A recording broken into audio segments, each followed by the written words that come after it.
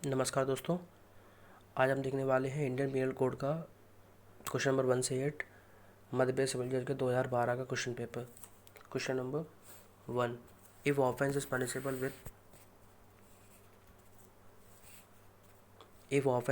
With imprisonment and fine both, then in default of payment of fine the maximum term may be prescribed is. बात कर ये question related है section 65 से, जो कि बात करता है कि जब आपको पनिशमेंट भी दी गई है और फाइन भी दी गई है और आप फाइन नहीं देते हैं तो उस दशा में आपकी पनिशमेंट कितनी इंक्रीज़ की जा सकती है। तो जो मैक्सिमम टर्म है वो है 1/4 आपकी इंक्रीज़ की जा सकती है। इसी से रिलेटेड क्वेश्चन 2011 में भी आया था, ये रिपीटेड क्वेश्चन है। Question number 2, which of the following sections of IPC act done in pursuant to judgment और order of a court is not an offence. Section 78 direct है, समझाने का कुछ है नहीं है इसमें। Answer is section 78। सेक्शन 78 बात करता है कि आप जब कोर्ट के आदेश पे कोई कार्य करते हैं, कोई पुलिस कार्य करती है या कोई अथॉरिटी कार्य करती है, तो वो अपराध की श्रेणी में नहीं आएगा। Question number 3, A by putting B in fear of grievous hurt dishonestly induces B to sign on a blank paper and deliver it to A. A has committed the offense of extortion लग जाएगा। आप यहाँ पे आपका होगा extortion. जब आप किसी को डरा धमका के कोई काम करवाते हैं उस व्यक्ति से तो आपका एक्सटॉर्शन लगता है। ये है आपका एक्सटॉर्शन, आपका सेक्शन 383 और ये बेस्ड है आपका इलस्ट्रेशन डी के ऊपर, सेक्शन 383 के इलस्ट्रेशन डी। अभी तक आपने अगर सारी वीडियो देखी होंगी तो एक चीज़ समझ में आ चुकी होगी 2001 से लेकर 2011 तक की, कि जो क्वेश्चंस आते हैं मध्य प्रदेश के एग्ज़ाम में वो ज़्यादातर बेयरक रिलेटेड क्वेश्चंस रहते हैं। डायरेक्ट क्वेश्चंस आते हैं कि कौन सा सेक्शन किस चीज़ के बारे में है। इंटरप्रिटेशन बेस्ड बहुत कम क्वेश्चन आते हैं। और दूसरी बात यह है कि इलस्ट्रेशन बेस्ड क्वेश्चन भी ज़्यादा, डायरेक्ट इलस्ट्रेशन कॉपी कर दिया जाता है। जैसे ये वाला है आपका 3, ये डायरेक्ट इलस्ट्रेशन है, इलस्ट्रेशन डी सेक्शन 383 का। तो ध्यान रखना है जब आप पढ़ें कि आप बेयरक अच्छे से पढ़ लें और इलस्ट्रेशन अच्छे से पढ़ लें। 2-3 क्वेश्चन के तो इलस्ट्रेशन के ही आ जाते हैं। Question number 4, C under the influence of passion excited by provocation given by A intentionally kills a child named B. C has committed an offense of A. murder, B. culpable homicide not amounting to murder, C. not committed any offense because he kills B due to provocation, D. causes the death of B by doing rash or negligent act not amounting to culpable homicide। अब यहाँ पे अपन दिख रहा है कि provocation दिया गया है ए के पार्ट पे, ए ने प्रोवोकेशन दिया है, ये तो साफ दिख रहा है। तो अपन को क्या लगेगा कि एक अपन सोचने वाली बात है कि यहाँ पे ये लगेगा आप सबको कि ये नॉट कमिटेड एनी ऑफेंस है क्योंकि प्रोवोकेशन दिया गया। लेकिन ध्यान रखने वाली बात यहाँ पे ये है कि जब भी प्रोवोकेशन की बात हो और किसी व्यक्ति की डेथ हो तो ये प्रोवोकेशन वाला आपको जो बेनिफिट है वो तभी मिलेगा आपको जब आप उसी व्यक्ति की डेथ करते हैं जिसने आपको प्रोवोकेशन दिया है। ये नहीं कि प्रोवोकेशन दिया है आपको ए ने, आप जाके बी को मार रहे हैं, बी उसकी पत्नी या बच्चा है, तो ऐसे केस में आपको प्रोवोकेशन का बेनिफिट नहीं मिलेगा, आप लायबल हो जाएंगे। तो इसका आंसर है आपका ए, मर्डर के लिए आप लायबल होंगे। ये है आपका सेक्शन 300 एक्सेप्शन 1 के इलस्ट्रेशन के ऊपर ये बेस्ड है।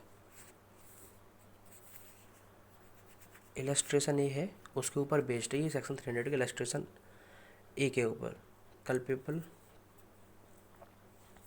ठीक है,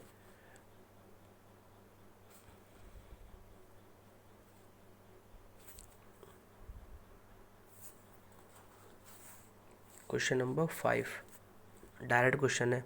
word dishonestly as defined in section 24। यहाँ पे बात कर रहे हैं डिसऑनेस्टली और सेक्शन 24 के बारे में।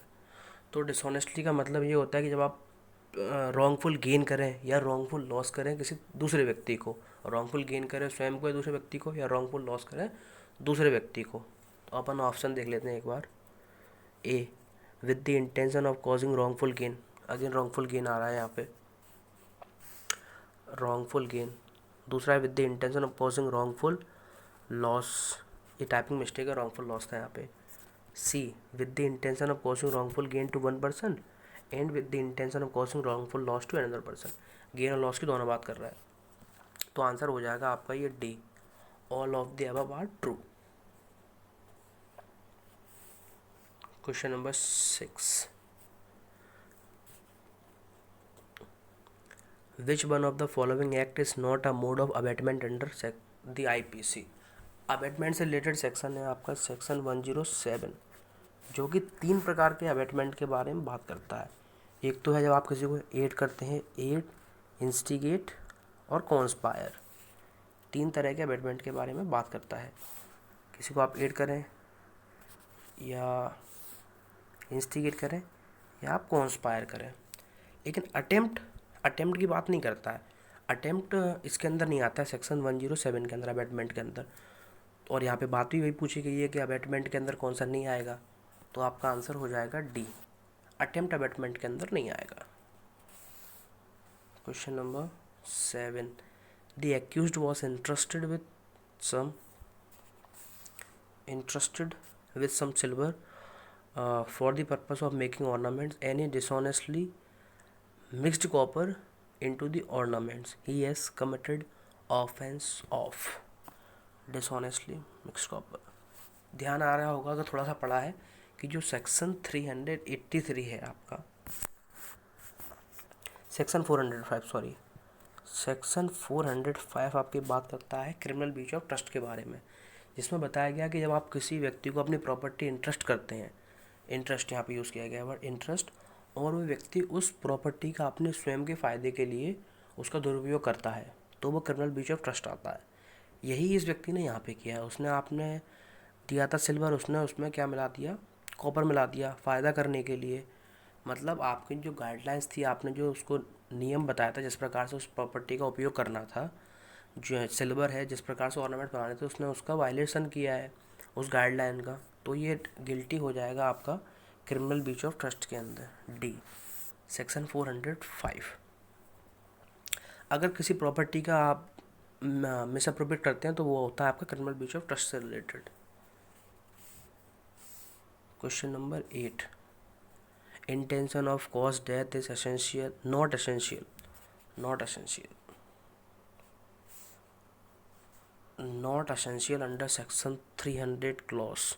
Intention to cause death not essential के बारे में बात कर रहा है। तो टोटल 4 पॉइंट थे 300 में, फर्स्ट, सेकंड, थर्ड, फोर्थ। जो ये आपके फर्स्ट 3 है ये बात करते हैं आपके इंटेंशन के बारे में, जो फोर्थ पॉइंट है ये बात करता है आपकी नॉलेज के बारे में, ना कि इंटेंशन के बारे में। तो यह पूछा क्या गया है कि इंटेंशन के बारे में कौन सा पॉइंट बात नहीं करता है, तो फोर्थ पॉइंट है, क्योंकि फोर्थ पॉइंट बात करता है नॉलेज के बारे में। तो आपका आंसर हो जाएगा इसका डी, आपका आंसर है इसका डी, फोर्थली। अब इतने ही क्वेश्चन थे, एक से टोटल 8 क्वेश्चन आते हैं IPC में लगभग हर साल। अगर वीडियो अच्छी लगी हो तो लाइक कीजिएगा, और अगर बेकार लगी हो तो डिसलाइक ज़रूर कीजिएगा, लाइक करो या ना करो। और कमेंट में 2 मिनट के लिए ये बता देना कि कमी क्या रही है वीडियो में, ताकि मैं आने वाली वीडियो में सुधार करने का पूरा प्रयत्न करूँगा। धन्यवाद, आपका दिन मंगलमय हो।